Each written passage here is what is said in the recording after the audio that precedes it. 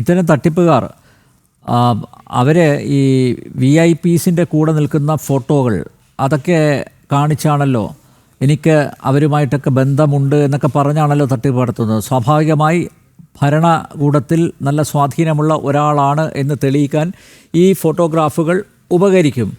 ഇപ്പോൾ നോക്കൂ, കിഫ്ബിയുടെ മസാല ബോണ്ട് മുഖ്യമന്ത്രി പിണറായി വിജയൻ UK-യിൽ പോയ സമയത്ത് അദ്ദേഹത്തോടൊപ്പം അതുപോലെ അന്നത്തെ ധനകാര്യമന്ത്രി ഡോക്ടർ TM തോമസ് ഐസക്കിനൊപ്പം ഈ രാജേഷ് കൃഷ്ണ നിൽക്കുന്നുണ്ട്. അതുപോലെ ഈ നമ്മുടെ മേഴ്സിക്കുട്ടിയമ്മ അവർ പ്രതിസ്ഥാനത്ത് വന്ന ആഴക്കടൽ മത്സ്യബന്ധന ആ വിവാദത്തിലും ഈ രാജേഷ് കൃഷ്ണയുടെ ഇടപെടലുകൾ ഉണ്ട് എന്ന് പറയുന്നു. അപ്പോൾ സ്വാഭാവികമായി ഇങ്ങനെ തട്ടിപ്പ് നടത്തുന്ന ഒരു വ്യക്തിയാണ് എന്ന് അന്തരീക്ഷത്തിൽ കഥകളുണ്ട് കേട്ടോ. നേരത്തെ തന്നെ ഇദ്ദേഹത്തിൻ്റെ ഇത്തരം സാന്നിധ്യങ്ങളുമായി ബന്ധപ്പെട്ട് വാർത്തകൾ പുറത്തു വന്നിരുന്നു. അന്ന് കോടിയേരി ബാലകൃഷ്ണൻ പാർട്ടി സെക്രട്ടറി ആയിരിക്കുന്ന സമയത്ത് പരാതി കിട്ടിയ സമയത്ത് രാജേഷ് കൃഷ്ണയെ ഒരു പാർട്ടിയുടെ പരിപാടിയിലും അടുപ്പിക്കാതെ വന്നു. കോടിയേരി ബാലകൃഷ്ണനും ഇപ്പോഴത്തെ CPM പോളിറ്റ് ബ്യൂറോ അംഗം അശോക് ധാവളയും രാജേഷിലെ തട്ടിപ്പുകാരനെ തിരിച്ചറിഞ്ഞു. പാർട്ടി കോൺഗ്രസിൽ പ്രതിനിധിയായി പങ്കെടുക്കാൻ അയാൾക്ക് പറ്റാതിരുന്നത് ആ ഒരു കാരണം കൊണ്ടാണല്ലോ. എന്നിട്ടും മറ്റ് നേതാക്കൾ എന്തുകൊണ്ട് രാജേഷുമായുള്ള ഇടപാടുകൾ അവസാനിപ്പിച്ചില്ല? നേരത്തെ പറഞ്ഞ സാമ്പത്തിക നേട്ടം തന്നെയാവില്ലേ ഇയാളുമായുള്ള ബന്ധം അനുസ്യൂതം തുടരാൻ പ്രേരകമായത്? ഒരു സംശയവുമില്ല അനിൽ നമ്പ്യാർ, ഒരു സംശയവുമില്ല. ഇത്തരം തട്ടിപ്പുകൾക്ക് പുറകിൽ കണ്ണടച്ചത് അന്തരിച്ച കോടിയേരി ബാലകൃഷ്ണൻ അടക്കം ആളുകൾക്ക് സംശയമോ വൃത്തിയായ ധാരണയോ ഇദ്ദേഹത്തെ കുറിച്ച് ഉണ്ടായിരുന്നിട്ടും അതിനുശേഷം വന്ന സെക്രട്ടറി ശ്രീ ഗോവിന്ദനും അതുപോലെ തന്നെയുള്ള ആളുകളും ഇദ്ദേഹത്തെ വീണ്ടും സമീപിക്കുകയോ ഇദ്ദേഹത്തിന് വേണ്ട രീതിയിലുള്ള താവളങ്ങൾ ഒരുക്കുകയോ ചെയ്തത് തീർച്ചയായിട്ടും സാമ്പത്തിക തട്ടിപ്പിൽ ഇവർക്കെല്ലാം പങ്ക് ഉണ്ടായിട്ടുണ്ട് എന്ന് സംശയിക്കുന്ന രീതിയിൽ തന്നെയാണ്. ഒരു സംശയവുമില്ല. അല്ലെങ്കിൽ സംസ്ഥാനത്തെ പോളിറ്റ് ബ്യൂറോ അംഗങ്ങളായ പിണറായി വിജയനും അതുപോലെ തന്നെ സഖാവ് പിണറായി വിജയനും അതുപോലെ തന്നെ ശ്രീ ഗോവിന്ദനും അവര് രണ്ടുപേരുമാണ് കൃത്യമായിട്ട് മറുപടി പറയേണ്ടത്. എന്തുകൊണ്ട് ഇദ്ദേഹത്തിന് ഇത്തരത്തിലുള്ള സ്പേസ് കിട്ടി? അല്ലെങ്കിൽ ഞങ്ങളുടെ ഒരു മന്ത്രിമാരും ഇതിൽ കുറ്റവാളികളല്ല.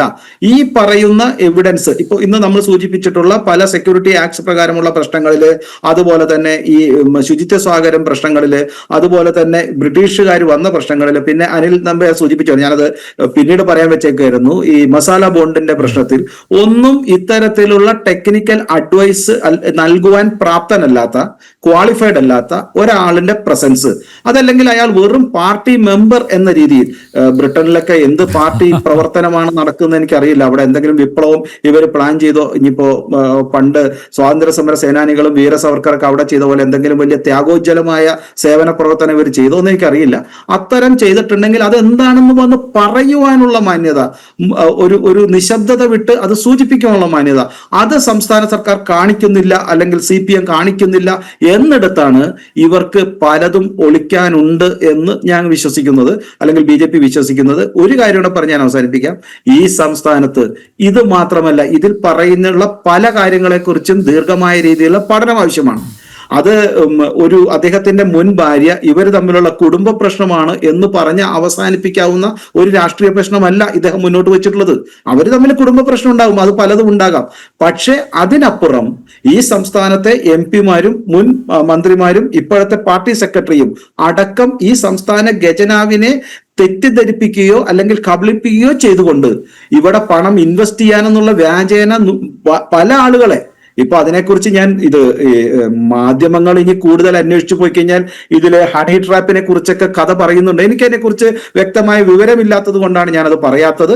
പക്ഷെ വരും നാളുകളിൽ എങ്ങനെയാണ് ഈ ഹണി ട്രാപ്പിലൂടെ എല്ലാം പല NRI ബിസിനസ്സുകാർക്കും പണം പോയതെന്ന് പുറത്തേക്ക് വരുമെന്നാണ് ഞാൻ വിശ്വസിക്കുന്നത്. ഞാൻ വരാത്തവരെ ഞാൻ ഇത് പറയുന്നില്ല. പക്ഷെ അതെല്ലാം സൂചിപ്പിച്ചിട്ടും എന്തുകൊണ്ട് ഇതെല്ലാം തെറ്റാണെങ്കിൽ ഇയാൾക്കെതിരെ നടപടി എടുക്കുന്നില്ല? സംസ്ഥാനത്തെ പോലീസ് പിണറായി വിജയന്റെ കയ്യിലല്ലേ? അല്ലെങ്കിൽ ശ്രീ ഗോവിന്ദനെ പറയാമല്ലോ, ഇതെല്ലാം തെറ്റായ കാര്യമാണ്. അദ്ദേഹത്തിന്റെ ഭാര്യ അടക്കമുള്ള ധാരാളം സ്ത്രീകളെ ഇദ്ദേഹം തെറ്റായിട്ടാണ് ചിത്രീകരിക്കുന്നത്. ഇതിൽ വലിയ ഒരു രാഷ്ട്രീയ മാന്യത പോട്ടെ, സ്ത്രീ വിരുദ്ധതയുണ്ട്. അതുകൊണ്ട് ഇയാളെ പിറ്റേ ദിവസം അറസ്റ്റ് ചെയ്യണ്ടേ? വർഷങ്ങൾ പലതും കഴിഞ്ഞല്ലോ ഇദ്ദേഹത്തിന്റെ കത്ത് പുറത്തേക്ക് വന്നിട്ട്. അപ്പോൾ അത്തരത്തിലുള്ള ഒരു നടപടി പോലും സംസ്ഥാന സർക്കാർ എടുക്കാൻ ഭയക്കുന്നത് ഇതിൽ ഈ ഹണി ട്രാപ്പ് അടക്കമുള്ള ഈ ഇദ്ദേഹത്തിന്റെ ആരോപണങ്ങളിൽ കുറഞ്ഞ പക്ഷം ജനങ്ങൾക്ക് മനസ്സിലാകുന്നത്, കുറഞ്ഞ പക്ഷം ചെറുതായ സത്യമെങ്കിലും ഉണ്ട്. ഇദ്ദേഹം പറയുന്നതിൽ, ഇദ്ദേഹം മുന്നോട്ട് വയ്ക്കുന്ന ആരോപണങ്ങളെ ഇവർ ഭയക്കുന്നു എന്ന് തന്നെയാണ്. അല്ലെങ്കിൽ ഇവർ വന്ന് പത്രസമ്മേളനം നടത്തുകയും ഇദ്ദേഹത്തിനെതിരെ കേസെടുക്കുകയും വേണം. ഞങ്ങൾക്ക് ഒരു പ്രശ്നവുമില്ല. ഇദ്ദേഹം പറഞ്ഞത് തെറ്റാണെങ്കിൽ ഇദ്ദേഹത്തിന്റെ നടപടി എടുക്കും. കാരണം വലിയ ആരോപണങ്ങളാണ് ഉന്നയിച്ചിട്ടുള്ളത്. രാമകൃഷ്ണനെതിരെയും ബിജുവിനെതിരെയും അതുപോലെ തന്നെ ഇപ്പൊ ഗോവിന്ദനെതിരെയും ഗോവിന്ദന്റെ മകനെതിരെയും അതുപോലെ തന്നെ മുൻ ഫിനാൻസ് മിനിസ്റ്റർ അദ്ദേഹത്തിനെതിരെയും എല്ലാം വലിയ രീതിയിലുള്ള ആരോപണങ്ങളാണ് ഉന്നയിച്ചിട്ടുള്ളത്. അപ്പൊ ഇത്തരം ആരോപണങ്ങൾ ഉന്നയിക്കുമ്പോൾ ആ ഉന്നയിക്കുന്ന ആൾക്കെതിരെ നടപടിയെടുക്കാൻ പോലും ഭയക്കുന്നുവെങ്കിൽ ഇവർക്കെതിരെ ശക്തമായ തെളിവുകൾ ഇതിന്റെ പുറകിലുണ്ട്. അദ്ദേഹം അത് പുറത്തേക്ക് വിടട്ടെ, ഒന്നല്ലെങ്കിൽ വിടണം. അതല്ല, തെളിവുകളില്ല, ഇത് മുഴുവൻ തെറ്റാണെങ്കിൽ അദ്ദേഹത്തിനെതിരെ നടപടിയെടുക്കണം.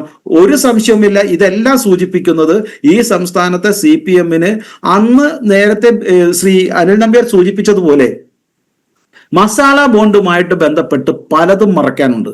ഒരു സംശയവുമില്ല. കേരളത്തിലോ ഇന്ത്യയിലോ അവൈലബിൾ ആയിട്ടുള്ള 8% മാക്സിമം ഇവിടുത്തെ പല ധനകാര്യ സ്ഥാപനങ്ങളും നൽകാൻ തയ്യാറായിട്ടും ഏതാണ്ട് 9.75 ഏതാണ്ട് 10% തുക നഷ്ടപ്പെടുത്തിക്കൊണ്ട് പെർ ഇയർ നഷ്ടപ്പെടുത്തിക്കൊണ്ട് ഇവിടെ വലിയ രീതിയിലുള്ള സാമ്പത്തിക തകർച്ച ഉണ്ടാക്കുവാൻ, കേരളത്തിന്റെ സാമ്പത്തിക സ്വാതന്ത്ര്യത്തെ തകരാറിലാക്കുവാനും അടിമപ്പെടുത്തുവാനും വേണ്ടിയിട്ട് ഈ മസാല ബോണ്ട് മേടിച്ചതിലടക്കം ഈ വ്യക്തികളുടെ ഇടപെടലുകൾ ഉണ്ട്. ഫണ്ട് അത്തരത്തിലാണ് ട്രാൻസ്ഫർ ചെയ്തത്. സംസ്ഥാനത്തെ തിരഞ്ഞെടുപ്പ് കമ്മീഷന് പോലും ഈ തിരഞ്ഞെടുപ്പ് കമ്മീഷന് പോലും ഈ സംസ്ഥാനത്തെ CPM നൽകിയ കണക്കുകൾ അതുവരെ തെറ്റാണ്. ഞാൻ മനസ്സിലാക്കുന്നത് DMK നൽകിയ 25 കോടി മാത്രമല്ല, തമിഴ്നാട്ടിൽ നിന്ന് വലിയ രീതിയിൽ ഈ സെക്യൂരിറ്റി കമ്പനി പ്രകാരം ഇംഗ്ലണ്ടിൽ നിന്നുള്ള കള്ളപ്പണം ഒടുങ്ങിയിരിക്കുന്നു. ഈ മസാല ബോണ്ടുമായിട്ട് ബന്ധപ്പെട്ട പണമായിരിക്കാം അത്. അതുകൊണ്ടാണ് ഇദ്ദേഹത്തെ ഇത്രയേറെ ഇവർ സംരക്ഷിക്കുന്നത് എന്ന് ഞാൻ ഭയക്കുന്നു.